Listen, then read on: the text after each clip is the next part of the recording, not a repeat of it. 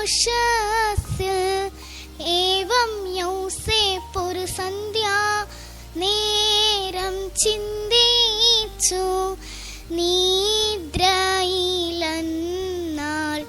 വാനവസേനേശൻ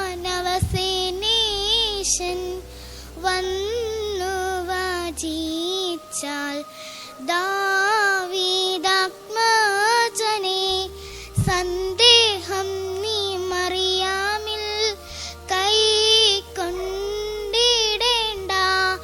റൂഹാമൂലം ഗർഭിണിയായി തീർന്ന ലോകത്തെ ഹാലേലൂയ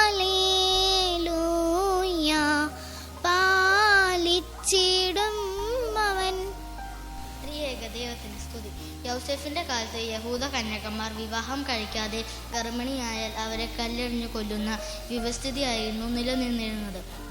തനിക്ക് വിവാഹം നിശ്ചയിച്ച മറിയാം എന്ന പെൺകുട്ടി ഗർഭിണിയാണെന്നറിഞ്ഞ നിമിഷം അവൾക്ക് വരുന്ന വിപത്തിനെ ഓർത്ത് പൂർണ്ണമായും മൗനവും സംയമനവും പാലിക്കുന്ന യൗസേഫിനെയാണ് കാണുന്നത്.